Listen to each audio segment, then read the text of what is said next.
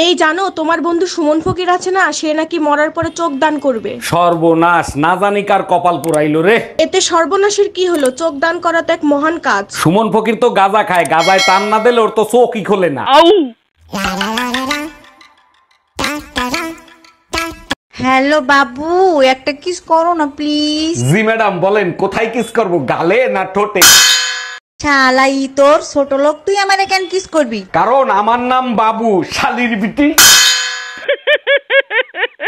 এই তোমাকে ঘামাচি পাউডার আনতে বলছিলাম, আনছিলা? হ্যাঁ আনছি, 100 টাকার নিচে দিলই না। 50 টাকার জিনিস আনছো 100 টাকা দিয়ে। তুমি আসলে একটা বোকা, তোমাকে সবাই ঠকায়। ঠিকই বলছো, শুরুটা তো তোমার বাপই করছে। পিঠে বেলুন ভাঙি কি সাদে?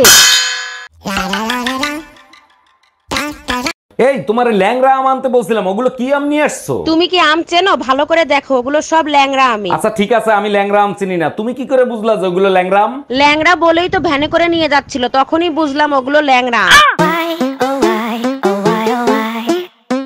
শোনো, আমার ভুল হয়েছে, আমাকে মাফ করে দাও। তুমি আমার মন ভাঙে টুকরো টুকরো করে ফেলাইছো। ভাঙা মনটারে আবার জোড়া দিয়ে নাও। তুমি এক কাজ করো, একটা গ্লাস নাও, ফ্লোরের উপর আছাড় মারো। 1 মিনিট।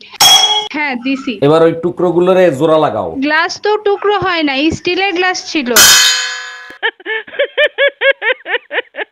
আমার বাপের জন্য দেখি নাই কেউ রাতের বেলা চশমা পরে ঘুমায়। তোমার মতো বেহায়া জামাই যার আছে তার রাত্রে চশমা পরেই ঘুমাইতে হয়। 1 মিনিট, আমার জন্য তোমার রাতে চশমা পরে ঘুমাতে হবে কেন? প্রতিদিন স্বপ্নে টুম্পা ভাবির সাথে রাসলীলা করো, ঝাপসা দেখি, আজকে চশমা পরে দেখবো কি করো।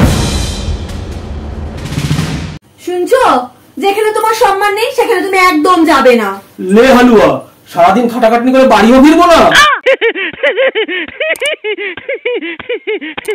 ডাক্তার, আমার বউয়ের এখন কি অবস্থা? তার জ্ঞান কি ফিরছে? ও মাই গড, এগুলো কি বলেন আপনি? আপনার বউ কি অজ্ঞান ছিল? হ্যাঁ, একসাথে অনেক টাকা দেখে অজ্ঞান হয়ে গেছে, তারপরেই তো আপনার কাছে নিয়ে আসছি। বলেন কি, তাই নাকি? আমি তো তার পোস্টমর্টেম করে ফেলেছি।